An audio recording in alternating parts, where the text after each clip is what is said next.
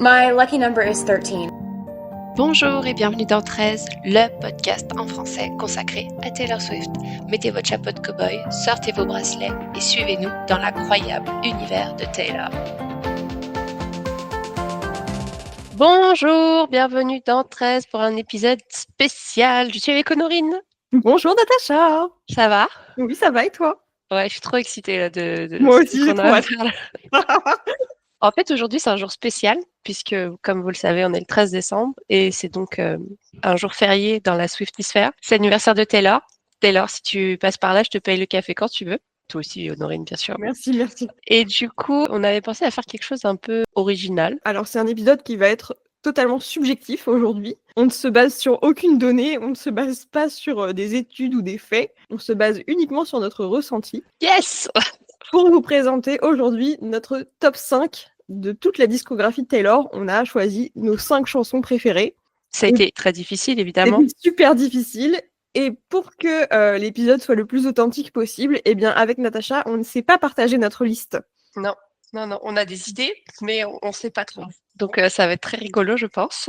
Ouais, je pense que on va avoir des surprises. La 4 va vous étonner. Est-ce que tu veux commencer? Donc, je te partage ma 5e chanson préférée. Oh, c'est parti. J'ai choisi Karma. Ah ouais, d'accord. J'aime beaucoup la vibe de cette chanson. Je crois très fort que le karma existe. L'album ou le karma de manière générale? Alors, ce sont deux choses différentes. Je crois très fort que le karma, de manière générale, existe. Ok, Et qu'un jour, il fera son taf pour certaines personnes. c'est vrai. Karma, l'album perdu, je ne sais pas si j'y crois, on y reviendra, c'est pas le sujet d'épisode. Mais en tout cas, voilà, j'aime beaucoup la vibe de la chanson, j'aime beaucoup ce côté un peu revanche qu'elle prend dans cette chanson. Alors attention, je parle bien de la chanson originale et pas du featuring avec Ice Spice, que je trouve horrible. Qui n'apporte rien. Enfin, moi, je Qui trouve n'apporte que, rien. franchement, c'était juste histoire de dire, quoi, mais... Voilà. Cela dit, le clip est quand même très chouette, je trouve, même s'il y a Ice Spice dedans, mais bon, voilà, c'est comme ça. Mais je trouve qu'il est plein d'easter eggs, qu'il est hyper beau visuellement, qu'il est voilà, et la chanson est hyper entraînante. En plus, petit coup de cœur parce que c'est devenu la chanson de fin de l'Eras Tour et donc forcément, c'est vrai que c'est un super moment. voilà, elle a une saveur un peu particulière. Mm. Mais en tout cas, voilà, j'ai choisi cette chanson pour mon 5. À ton tour. À moi. Donc moi, ma 5e chanson préférée, c'est Mighty's Ricochet. Ok, aucune surprise. Aucune Je pensais surprise. qu'elle aurait été plus haut dans ton classement. Bon, moi, je vais pas faire de toute façon dans l'originalité. J'ai l'impression que toutes ces chansons, c'est des chansons préférées de tout le monde. Je pense que toi aussi, peut-être, à part la 4. C'est vraiment la redécouverte avec les Tours et la performance sur scène à ce moment-là. Je l'ai déjà dit, mais j'ai eu vraiment les frissons. J'étais bluffée. Il y a tous des choses qu'on remarque chez les autres au début et qu'on adore et puis qu'au final deviennent des choses qu'on finit par détester. Les paroles peuvent s'adapter à tout le monde et c'est encore une fois le talent de Taylor, c'est qu'elle parle d'elle, mais elle peut parler à tout le monde sur cette chanson. Complètement. Et ma phrase préférée, parce que je me suis gardé ça. Je l'ai pas fait pour toutes les chansons, mais là je l'ai mis. Quand elle dit I can go anywhere I want, just not home. À chaque fois, j'ai le cœur. De la robe. Ouais, j'ai le cœur qui est au bord du précipice là qui va tomber. C'est just not home. Enfin, pour moi, j'ai un rapport très très particulier à la maison, à la terre de naissance, etc. Et donc du coup, c'est vrai que cette phrase-là, elle me bouleverse particulièrement. Et puis, je suis retombée sur la version dans les Long Pond Studio, qui est beaucoup plus épurée par rapport à ce qu'on peut voir et sur scène et puis dans la version studio classique. Et elle est tout aussi puissante. Je trouve que vraiment, elle n'est pas assez mise en avant. C'est vrai. Numéro 4. En numéro 4, j'ai choisi Tim McGraw.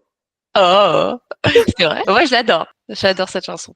C'est vraiment une de mes chansons préférées. Déjà, j'ai un petit soft spot pour le premier album de Taylor Swift. Vraiment, moi, c'est avec cet album que je l'ai découverte et voilà. J'adore le fait que, avec le titre, tu t'attends à ce que ce soit une chanson sur Tim McGraw, mais en fait non.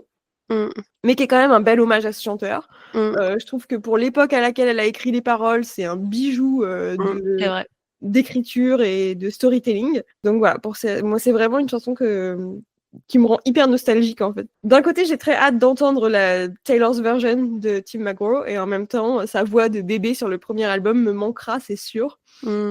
Donc, mais voilà, en tout cas, ça fait vraiment partie de mes chansons préférées. Ouais, moi aussi, j'aime beaucoup cette chanson. Elle est pas rentrée dans mon top 5, mais je pense qu'elle serait pas loin du top 10. C'est vraiment un classique, quoi. Sa capacité d'avoir à 16 ans écrit une chanson qui peut rester comme ça autant dans le temps, bah, c'est du talent, quoi, concrètement. Bon, c'est du talent et c'est beaucoup de travail aussi, mais je veux dire, c'est fou que cette chanson-là, on pourra la réécouter dans 10 ans et elle nous ramènera déjà à une époque où on l'écoutait. Et ça, je trouve que pour moi, quand tu arrives à te souvenir de la première fois où tu l'as entendue, c'est vraiment un signe que c'est une très très belle chanson. Exactement. Et c'est vraiment cette nostalgie de je me rappelle que j'avais 12-13 ans et que je découvrais Taylor dans ma chambre et toute cette nostalgie qu'il y a autour de ça en fait. À ton tour. À moi. Ma chanson numéro 4, c'est de l'album Lover, c'est Cornelia Streets. Ok.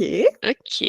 Enfin, moi, je trouve que dès les premières notes et dès ses premiers mots à Taylor, on est tout de suite emporté dans l'histoire qu'elle nous raconte. Et moi, j'ai l'impression d'être dans une voiture avec elle, Complètement. avec ce bruit derrière qui est un peu, comment dire, qui est continu, qui est comme quelque chose qui roulait. Moi, j'ai vraiment la sensation d'avancer vite, d'avoir les lumières qui filent un peu quand on roule sur l'autoroute parfois. Donc, elle nous raconte cette histoire d'amour qui commence avec pleine d'espoir, pleine de questions. Et comme souvent, d'ailleurs, au début d'histoire d'amour, c'est très, très paradoxal. On a envie que ça avance, mais on a un peu de mal à se mettre tout nu émotionnellement parlant. On a peur d'être blessé. Donc, c'est vraiment toute l'ambiguïté du début de la relation que je trouve très très bien décrit dans cette chanson. Le refrain, évidemment, est hyper catchy. On se retrouve à le chanter sans s'en rendre compte, concrètement. Oui, c'est vrai. Et puis, je trouve que qu'on comprend bien dans cette histoire que c'est pas si facile, en fait, que ça, cette histoire qui commence, et qu'il y a un peu des dramas dans ce qui s'écrit, mais c'est très puissant émotionnellement dans ces moments-là du début d'une relation. Ce que j'aime beaucoup, mais moi, j'aime bien cette idée d'associer les personnes à des lieux, comme si, quand elle dit enfin, toute la ville le rappelle à elle, ce sentiment de aussi plus pouvoir aller dans un endroit parce qu'il est teinté de souvenirs avec une personne. Bon, bah, ça, c'est hyper universel aussi. On a tous cet ex avec qui on allait à cet endroit et que maintenant, on ne peut plus y aller. Je trouve que c'est une chanson qui est extrêmement bien écrite. Je suis persuadée qu'elle est truffée d'easter eggs dont on n'a pas connaissance. Et je suis convaincue qu'elle n'est pas forcément inspirée de la personne à laquelle on pense. Je vais m'arrêter là-dessus parce que j'ai pas envie de faire de la spéculation maintenant. Cornelia Street, je peux l'écouter en boucle, vraiment. Et il y a un moment dans la chanson que j'adore, mais vraiment, vous allez me prendre pour une tarée, mais bon, c'est pas grave.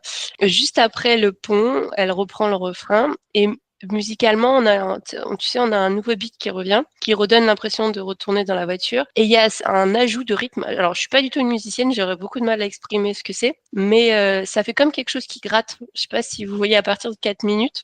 Vraiment, il faut le réécouter, il faut vraiment prêter attention. Et je trouve que c'est le génie de Jack. Je suis sûre que c'est lui qui a dit on va faire ça, on va le rajouter. Et voilà. Et j'ai l'impression que ça fait comme un peu une bobine de film qui se tourne et qui traîne, tu sais. C'est vrai que c'est une chanson que j'aime beaucoup aussi. Et effectivement, cette notion de dire t'as été tellement blessé qu'il y a des endroits où tu peux plus aller parce que il y a le fantôme de cette relation ou de cette personne. Et d'ailleurs, pas que dans des relations amoureuses, je pense. Ouais, Dans c'est des vrai. relations amicales ou dans des relations familiales ou enfin dans plein de choses, en fait, t'associes des lieux à des personnes et ça, en effet, c'est hyper universel. Est-ce qu'on passe au top 3? Top 3, vas-y, Alors, je me lance. vas-y. En numéro 3, j'ai choisi une chanson extraite de l'album Folklore Ah, et j'ai choisi Exile. ah, très bon choix, madame, très bon choix. Est-ce que, je sais pas quoi dire, je sais pas quoi Quoi? dire à ce moment-là, là, parce que forcément, elle va faire partie de mon top 3. Donc, Ah bon? est-ce qu'il faut que je dise qu'elle est tout de suite ou est-ce que, Bah oui, dis-le moi, comme ça on va parler. voilà. Alors, moi, elle est pas dans mon top 3, elle est dans mon top 1. OK! Déjà, je trouve que les 2 voix sont vraiment, magnifiques ensemble. Bon Iver, vraiment splendide sur cette chanson. Le fait que en fait, pour moi, le fait que les voix se répondent et pour autant ne s'entendent pas, Ouais, et ben, en ne fait, se c'est comprennent pas. totalement, voilà, c'est totalement pour moi un écho aux paroles de la chanson où tu es dans une relation où les 2 personnes ne se comprennent pas, n'arrivent plus à se Mm. comprendre et pour moi, c'est reflété dans les 2 voix Mm. qui se répondent pendant le refrain et qui pour autant n'arrivent pas à communiquer, en fait. Tout le temps, ils se disent qu'ils se sont donné beaucoup de chance pour continuer ensemble. Tu comprends vite que tout était un peu bancal depuis le début Ouais. et qu'ils se rendaient pas vraiment compte que leur amour mourrait sans que l'un et l'autre ne se comprennent vraiment. C'est vrai, ce moment du pont là où leurs 2 voix qui se répondent comme ça, c'est très très très beau. C'est très, très beau et quand Taylor la chante en live et que du coup, elle fait une partie et le public fait l'autre Mmh. partie, Voilà, c'est magnifique. Ouais, c'est magnifique. Alors moi, je rêve de voir ça en live, hein. Vraiment, il y a quand même très peu de chance dans ma vie. C'est Bon, très on a révélé ton top 1, On m'a Natacha. rêvé mon top 1, mais c'est pas grave parce que du coup, on s'était pas concertés, donc Bah oui, c'est pas grave. et c'est ça qui est cool. Tu vas nous donner ton top 3 quand même. Ce qui me touche le plus, c'est l'analogie avec le pays. Tu sais, quand elle dit You're not my hometown, Mhm. et donc I'm in exile, seeing you out. Bon, bah là, tu peux insérer l'emoji cœur brisé. Quand la personne devient toute ta vie, peut-être même tout ton être, et que finalement, bah maintenant, t'es déraciné, tu sais plus où aller, quoi. Et c'est l'exil de plus savoir presque qui tu es, où tu appartiens. Et moi, ça m'aime beaucoup. Et pour la petite anecdote, c'est la deuxième chanson avec laquelle j'ai découvert Taylor. Parce que moi, avant, j'étais fan de Bon Iver depuis très longtemps. Je les ai vus en concert. J'adore leur musique. Ça a été ma porte d'entrée dans la discographie de Taylor, car je faisais du coup confiance au label Bon Iver. Bon, bah, j'ai pas été déçue, hein, parce que quand tu rentres avec ça, du coup, quand même bien tracé. C'est une sacrée porte d'entrée, en effet. Bah, moi, c'est mon numéro 1. Et donc, on dit Bon Iver, on dit pas Bon Iver. Bon Iver. Alors, en fait, on peut dire les deux. Concrètement, ils ont créé leur groupe en disant bon hiver, parce que c'était un jeu de mots pour dire c'est un bon hiver. Tu vois, Ah, ok, l'hiver, en la français. saison. En français, ok, d'accord. J'ai l'impression que les deux se disent. C'est juste pour le petit point culture. Non, je crois que les deux se disent, en fait. Et du coup, on peut dire un peu les deux. Parce que Enfin, je crois que dans les sessions Long Pond Studio, l'enregistrement qui est sur Disney+, je crois que Taylor dit Bon Hiver. ok. Mais en anglais. Mais du coup, Ouais. en français, je ne sais pas. Parce que eux, ils viennent du Michigan, je crois. Donc, c'est pas forcément un endroit où on parle trop français, même si c'est proche avec le Canada. C'est un endroit où l'hiver doit être sacrément rude. Exactement. Bon, eh bien, nous avons spoilé le top 1 de Natacha. C'était grave. un fail total. Et le jeu. Est-ce qu'on prend mon top 3 quand même ou pas? Bah, quand même, on le veut, ton top 3. Alors, donc, en numéro 3, on va mettre So High School. Ah, j'adore. Moi, dès les premiers riffs de guitare, je suis séduite, hein. Déjà direct, hein. Ok, C'est ok, tout ce ok. que j'aime du pop rock des années 2000. On retrouve d'ailleurs tout le champ lexical en référence à American Pie, GTA, Spin Bottle. Bref, à peu près la même époque du lycée pour moi et des premiers amours. Donc ça me rappelle les séries américaines de l'époque. Pour moi, cette chanson, c'est Nathan et Hayley dans les frères Scott. Neyley pour les intimes. C'est vraiment le couple de l'époque qui survit avec lui qui est basketteur, elle qui est l'intello, qui connaît Aristote. J'adore ces paroles qui reflètent de la légèreté de l'époque, des joues qui rougissent, du moment où tu vas le croiser dans un couloir et que tu vas le voir au milieu de tout le monde. Enfin voilà, c'est génial, c'est la chanson parfaite pour avoir 16-17 ans. Peut-être que j'aurai toujours 16-17 ans, je ne sais pas. C'est vrai que Mais c'est la chanson parfaite pour avoir 16-17 ans. C'est un très bon résumé. solo de guitare, plus après quand elle enchaîne avec son pont à elle. Je pense que je peux écouter cette chanson 50 fois d'affilée sans m'en lasser. Elle donne la patate, elle t'émoustille un petit peu comme l'amour de cet âge-là. Et évidemment, j'étais au bord de l'hystérie quand j'ai entendu qu'elle la chantait au concert parce que je m'étais gardé la surprise de la setlist. Même si je trouve que c'est honteux qu'elle la chante aussi peu. Rêve qu'un jour, elle la chante juste pour moi à la guitare. Voilà, c'est dit. Je vais pas trop demander. Si je pouvais avoir ça pour Noël, s'il vous plaît. Dernier sur cette chanson, moi je pense que on devrait faire tout un album comme ça, t'es là. On peut y aller, quelque chose de léger, quelque chose de fun. Une vibe année 2000, quoi. Ouais, grave. Et si ça tenait qu'à moi, ce serait déjà un single. Mais bon, Ok, très bien. C'est dit. c'est C'est dit. gravé dans le marbre. Allez, numéro 2. Numéro 2. Numéro 2.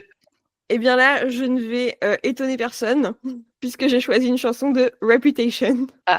Et alors, j'avais pas le droit de mettre tout l'album Reputation en numéro 2. Non, on peut pas. Manifestement, c'était pas une règle que je pouvais inventer. Mais du coup, j'ai choisi Don't Blame Me. Mhm. D'une part, parce que pour moi, elle est assez représentative de l'album, parce qu'elle est représentative de cette dualité qu'il y a dans l'album. Ce côté presque rock, très sombre, un peu dark, il y a une vibe un peu mystique dans cette chanson. Et en même temps, voilà, c'est une chanson qui parle de perdre la tête par amour et d'être super amoureux et du coup d'être dans cette espèce d'euphorie des débuts de la relation. Et c'est pour ça, en fait, moi, je me bats pour dire que Reputation, c'est pas un album qui est sombre, c'est un album qui est plein d'amour. Peut-être même plus que Lover, ouais. Ah, mais beaucoup plus que Lover. Voilà. En réécoutant Cornelia Street, je me suis dit, mais c'est fou, quoi. Lover, c'est un album qui est truffé de chansons pleines de doutes et d'anxiété. Exactement. Alors que Reputation, c'est vraiment le début de la relation amoureuse où tout est beau, tout est rose, même si tout est noir dans l'album. Et c'est ça la dualité de cet album. Et pour moi, elle est vachement bien représentée dans cette chanson. Je l'ai déjà dit quand j'ai parlé des concerts, mais pour moi, le moment du pont où elle atteint les notes hautes, moi, c'est vraiment, ça me donne des frissons à chaque fois.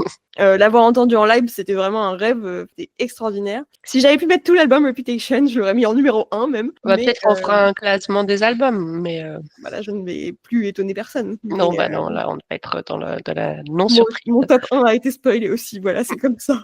Natacha, ton numéro 2? Numéro 2, ça va être la chanson avec laquelle j'ai découvert Taylor, parce que j'ai un attachement très particulier pour elle. On en a déjà beaucoup parlé, donc je ne vais pas faire de redite. You're on Your Own Kid, avec le duo Taylor et Jack. Ce que j'aime dans cette chanson, c'est vraiment la maturité qu'elle a de regarder en arrière et de faire un point sur sa vie à 30 ans. Et je trouve qu'elle c'est vraiment un moment de notre vie où on s'arrête un peu de jouer des jeux et de faire semblant sur plein de sujets. Et on commence un peu à affirmer qui on est et ce qu'on veut vraiment dans la vie. C'est très émouvant qu'elle arrive à avoir ce recul et finalement de dire, bah voilà, ce que tu veux, c'est dans tes mains. C'est parce que c'est ta vie, que tu es 8, 15 ou 30 ans. Et ben, c'est à toi de le faire. Et je le redis, j'ai été très, très, très heureuse de l'avoir eu en Surprise Song à Lyon. C'est une des meilleures. Je suis assez d'accord. Pour moi, c'est aussi une très très bonne chanson. Je pense qu'elle serait dans mon top 10. Donc du coup, il te reste ton numéro 1. Il me reste mon numéro 1, puisque le numéro 1 de Natacha a été dévoilé, puisque nous sommes très mauvaises pour faire du suspense. Mon numéro 1 va sûrement étonner personne. Parce que je suis très classique sur ce numéro 1. Oula. Mais en même temps, je ne pouvais pas faire un top 5 sans parler de cette chanson. Surprends-moi. C'est une chanson qui dure 10 minutes. Ah, ok. Très bien. En numéro 1, je mets clairement All Too Well, la version de 10 minutes. Pas la version de 5 minutes, la version de 10 minutes. Alors, j'adorais la version de 5 minutes, mais je l'aurais probablement pas mis dans mon top 5, ou peut-être pas à cette position-là, en tout cas si on avait eu que cette version-là. Pour moi, la version de 10 minutes, déjà, c'est la preuve que tu peux, si tu es une artiste suffisamment intelligente et suffisamment talentueuse, tu peux faire passer une chanson de 10 minutes et les gens vont l'écouter. Ah, mais ça passe nickel. Et ça passe crème. Pour moi, c'est vraiment emblématique de l'écriture et du storytelling de Taylor. Je suis d'accord. Il y a une vibe automnale que j'adore. Le court-métrage, c'est une pépite. Ouais, c'est vrai, il est très beau. J'ai même du mal à le regarder tellement la scène au milieu, là où ils se disputent, est dure. Ça a l'air beaucoup trop vrai. Exactement. Il y a un côté hyper cathartique dans cette chanson, le pont est sublime. Pour moi, elle est vraiment hyper emblématique de cette discographie. Pour moi, s'il fallait retenir qu'une seule chanson de Taylor Swift, si quelqu'un me demandait par où je dois m'y prendre, ou si vous avez 10 minutes. Si quelqu'un me demandait, donne-moi une chanson de Taylor Swift pour me convaincre d'écouter sa musique, je donnerais celle-là. Déjà parce qu'au moins, elle dure 10 minutes, donc comme ça, t'as voulu écouter Taylor Swift, tu vas l'écouter.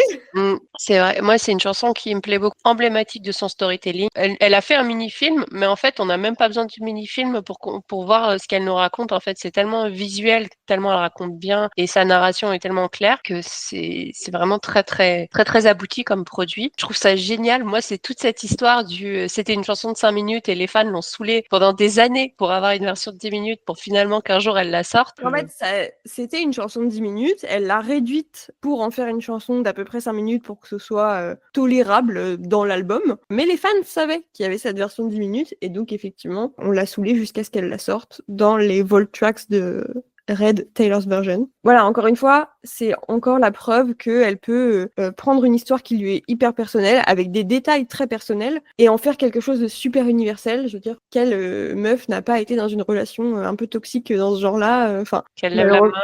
Malheureusement, on lève toute la main, je crois. Moi, c'est vraiment une chanson qui est très chère à mon cœur, qui, à l'époque où en plus elle est sortie, j'étais en plein dedans, dans cette fameuse relation. Donc, comment vous dire que j'étais en mode... en fait, Taylor, t'es en train d'écrire sur ma vie, là. En tout cas, musicalement et dans les paroles, c'est vraiment la chanson de Taylor. Est-ce qu'elle mériterait pas une petite analyse de texte? Je pense qu'elle en mériterait une. Je suis bien d'accord avec toi. Je crois qu'on a fait le tour. Ouais. C'était très drôle. Moi, j'ai bien aimé ça. Drôle. Ouais. On n'avait pas tellement d'attente sur cet épisode. C'était juste pour nous amuser. C'était une petite opération spéciale pour s'amuser, exactement comme tu as dit, et pour passer un bon moment. Exactement. On a aussi prévu, si ça vous intéresse un jour, de faire notre top 5 des chansons sous-cotées de Taylor. Exactement. Donc, si ça vous dit, le top est prêt. Le top est prêt. Sous les yeux. C'est à vous de nous donner le go. Si ça vous intéresse, on le ressortira. Exactement. Merci d'avoir été là et gros bisous à tous. Salut. Et voilà, c'était encore une belle journée pour parler de Taylor Swift dans notre podcast 13. Si cet épisode vous a plu, n'hésitez pas à vous abonner pour ne manquer aucun épisode et suivez-nous sur Instagram @13.podcast. Vous pouvez également nous écrire pour nous proposer des idées d'épisodes, des chansons analysées ou d'autres théories. Et d'ici là, à bientôt les Swifties. My lucky number is 13.